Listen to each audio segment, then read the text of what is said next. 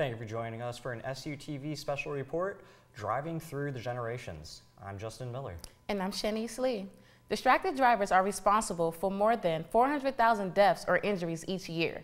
Yet 34% of teens ages 16 and 17 still admit to texting while driving.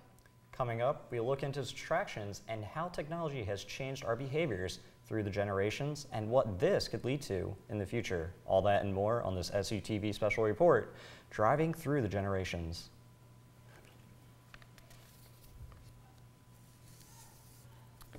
Distracted driving is almost synonymous with the term texting and driving, but the phone isn't the only way drivers are distracted. Jennifer O'Neill has more. Well, in Pennsylvania, there actually is no law that defines what distracted driving is. You can look at a variety of things that are distractions, but it's not like we can point to a specific law that says this is distracted driving. Even though Pennsylvania doesn't specifically define distracted driving, law enforcement holds their own standards of what they consider to be dangerous to do while driving. There are so many elements to distracted driving, which is not just a phone. We're talking about eating and drinking, smoking, vaping, reading, having a very loud conversation, distracted passengers. All of those are contributing factors. Being born into the age of growing technology, Generation Z has developed a natural dependence on it. Using technology as frequently as they do has led to 77% of them believing they can safely text while driving. In 2012, Pennsylvania began enforcing a texting while driving ban prohibiting use of interactive wireless communication devices. This includes any device used for texting, instant messaging, emailing, or internet browsing. Violations of this ban result in a $50 fine. In 2012, distracted driving was estimated to be involved in 200,000 plus vehicle crashes. So AT&T created a national campaign called It Can Wait. The campaign is dedicated to educating teenagers about the dangers of distracted driving and encourages changes in driving behaviors. Since the launch of the It Can Wait campaign, it has increased awareness of the dangers of distracted driving to about 90% of all survey participants and inspired 14 million pledges not to text and drive. Users take the online pledge and share via Twitter and Facebook with the hashtag #ItCanWait. Pennsylvania News Media Group teamed up with the It Can Wait campaign in 2015 to hold statewide essay contests among Pennsylvania high schools to encourage students to make Pennsylvania roads safer. A winner is recognized in each sponsor community and entered into the statewide contest, drawing more than 200 entries across the state. Emily Staley has more with this year's statewide essay winner. My name is ONeill. I'm 17 years old. I go to Bermudian Springs High School, and I recently wrote an essay for the It Can Wait campaign, and it won locally at Gettysburg and then statewide in Pennsylvania. The airbag is in my face. Are you okay, Sophia? I reach out from around the airbag, and my hand meets the leather on my passenger seat. Where is she? Somebody is helping me out of my car. I'm dizzy. I start stumbling to the other side of my car and stop dead in my tracks. Through the windshield, my best friend hangs like a Halloween decoration that got slammed inside the trunk, and only the legs poke out. Her pretty blonde hair drenched a blood red color. I always told her she'd make a cute redhead. This is not what I meant. This is not what I wanted. What have I done? I should have waited. You can join the movement against texting and driving at itcanwait.com and follow on Twitter with handle #ItCanWait. Distracted driving goes beyond a device in your hand. Distractions include anything that takes your eyes, ears, hands, or mind off the road. Jennifer O'Neill has more. Before cell phones and GPS, drivers had an entirely different set of distractions. I go back to the old days.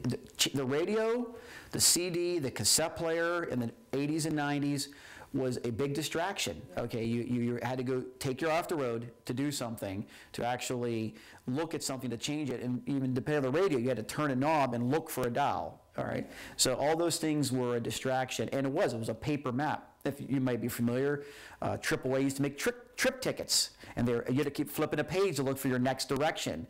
Think about that today, driving and flipping it, looking for a highlighted route while you're looking the whole time while you're on a road you never traveled on. Texting and driving isn't just a teen problem. More adults admit to doing it than teens. In a 2009 Pew survey, nearly half of all adults admitted to texting behind the wheel, compared to only about 1/3 of teens. Coming up, a peek into future technology that could eventually eliminate the need to pay attention to the road at all. More after the break.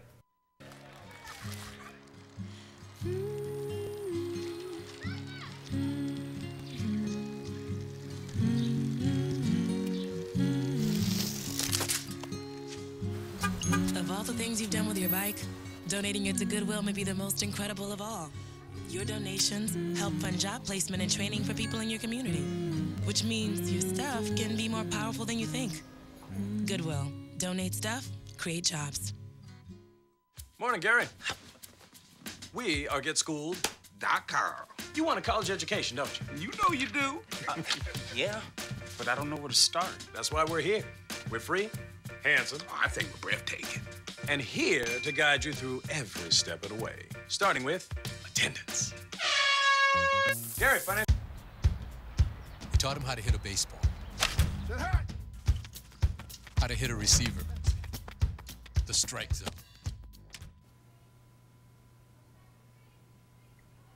Welcome back to Driving Through the Generations. The evolution of technology has always affected the way we drive, but we didn't begin to acknowledge this until the new millennium. Jennifer O'Neill has more. Millennials and Generation Z have such a strong attachment to their phones, it's no wonder they can't go for a drive without them.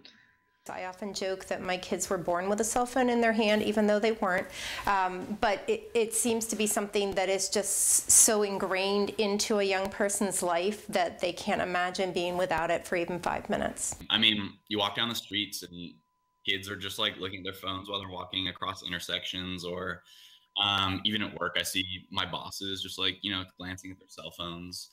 The priorities when it comes to driving in these younger generations are quite different from their parents' or grandparents' generations. That's why I got this one, because I like sedans. And now this one has like all these crazy safety features and crazy. That's why I got it, was because it has so many like airbags everywhere and stuff. So that's the one big feature. And a USB cord and an auxiliary cord, because I needed both really badly. Like, I'm a good driver. I'm just an irresponsible driver. And it's really obvious. Honestly, everything I do in the car, I probably should have done before I got in the car.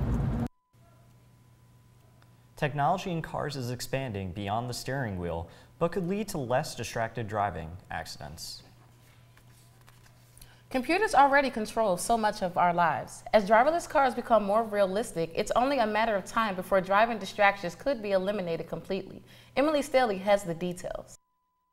Most people have heard of driverless cars, but few know much about them. As technology increases, Ford plans to have driverless cars on the road by 2021. Will Davis, a map designer for the driverless cars, talks more about the reality behind those plans. There are a lot of regulations to operating self-driving vehicles, and there are a lot of bills trying to be passed in certain states and certain cities to allow self-driving vehicles. As the idea of driverless cars becomes more of a reality, PennDOT has joined Google in working with the self-driving vehicle technology. PennDOT's been actually very involved in the technology for the driverless cars. Actually, they were started here in Pennsylvania, a lot of the technology for that. So we're working closely with them to determine the pros, the cons. We know it's coming, so we better be involved in the forefront. Self-driving vehicles are already on the road in California, Nevada, Michigan, Florida, and Georgia. Our cars have been in a handful of accidents, and every single one of those accidents has been caused by a human driver. So in a perfect world, yes, self-driving cars would rule, and nobody would ever get involved into a vehicle accident ever again. Some people still have their concerns when it comes to driverless cars. I think that's going to revolutionize everything. I'm just scared because I don't think people are ready to be so irresponsible. Driverless cars have been a topic of discussion for years. As driverless cars become more realistic, concerns about their safety are growing. The biggest concern for most people is hacking. Jennifer O'Neill has more. Talking about a computer-driven car, okay? And as we've seen in this world, what happens in the world of business with computers, they get hacked. I will say, my little conspiracy theory mind, I think it's going to be so easy to hack cars and send people wherever you want to send them. So like, that's kind of scary to me. What if someone found a way to like hack a highway and run everyone in the wrong direction, just to be rude? Like, that's terrifying. For that reason, I think I will not own a driverless car until they're perfected. Even manually driven cars face problems with hacking, but driverless cars are specifically designed to spend as little time online as possible to limit the possibility of hacking. Creators and designers are well aware of the threat of hacking and are taking all measures to prevent it from happening. If hacking is the biggest concern in the creation of driverless cars, then we may be closer than we think to a world without distracted driving. With driverless cars just around the bend, we look into the generation causing the recent explosion in technological advances. More after the break.